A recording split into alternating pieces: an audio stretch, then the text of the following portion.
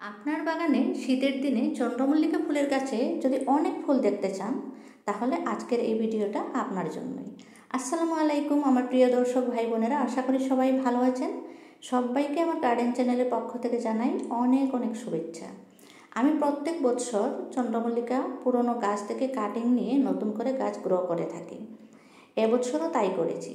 আমি জুন মাসের প্রথম দিকে এই কাটিংগুলো বসিয়ে দিয়েছিলাম, আর কিছু কাটিং আমি জুলাই শেষের দিকে দিয়েছিলাম, সেগুলো এত ভালো হয় নাই। আর এটা হচ্ছে জুলাই শেষের দিকে দিয়েছি। আর জুনে যেগুলো দিয়েছি সেগুলো কিন্তু খুব সুন্দর করে গ্রো হয়ে গেছে।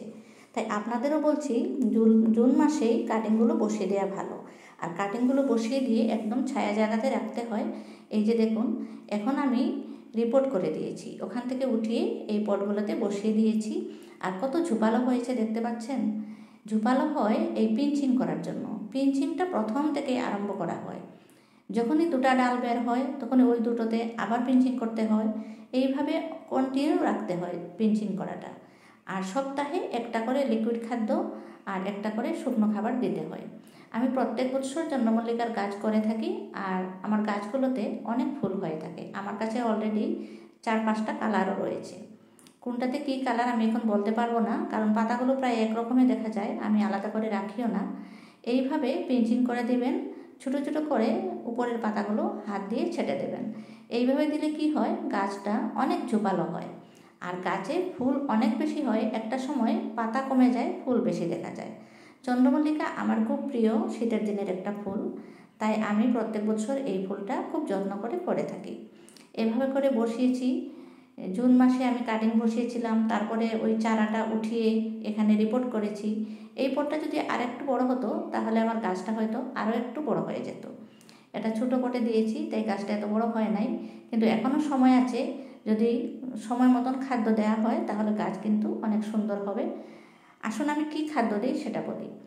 আমি একটা পাক জল তৈরি করে থাকি ঘরে, সেটাতে থাকে কাঁচা গোবরের সার আর সবজির খোসা আর এক মুষ্টি খোলও দিই। সেগুলো দিয়ে যে পাক জলটা তৈরি করে আমি একদম চাপা দিয়ে রেখে দেই, একদম কালো হয়ে যায় সেই জলটা আমি প্রত্যেক সপ্তাহে একবার করে এই গাছগুলোতে খাদ্য হিসাবে দিই। এই লিকুইড ফার্টিলাইজারটা একদম ম্যাজিকের মতন কাজ করে।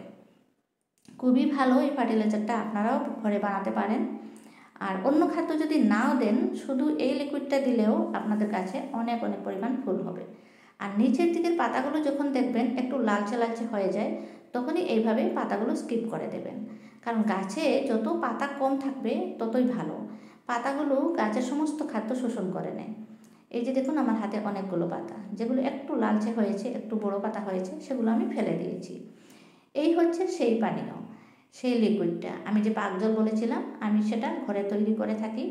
আর আমি প্রত্যেক সপ্তাহে শুধু চন্দ্রমল্লিকাই নয়, আমার সমস্ত গাছগুলোতে দেই।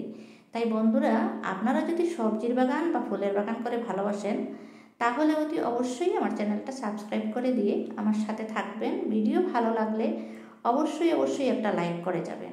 এই যে গাছগুলো দেখলেন বড় বড়, এগুলো কিন্তু পুরনো গাছ, এগুলো কাটিং থেকে গ্রো করা গাছ নয়। আমি কিছু পুরনো গাছও রেখে দিই, কারণ কখনো হয় কি, কাটিং থেকে কোনো গাছ যদি না হয়ে থাকে, কিছু তো নষ্ট হয়ই, তাহলে আমার কোনটা কালার চলে যাবে, সেই জন্যই আমি পুরনো গাছ কিছু রেখে দিই। এই কয়েকটা গাছ হচ্ছে পুরনো, আর এগুলো খুব সুন্দরভাবে গ্রো হয়েছে। এগুলোতে অনবরত খাদ্য দিচ্ছি, যত্ন নিলে এগুলোর মধ্যেও ফুল হবে, কিন্তু ফুলের সাইজটা একটু ছোটো হবে আর ফুলের সংখ্যায় অনেক কম হবে। তাই নতুন করে কাটিং বসানোর চেষ্টা করবেন, নতুন কাটিংয়ে ফুল অনেক বেশি হয়। সবাই ভালো থাকুন, সুস্থ থাকুন। Happy gardening.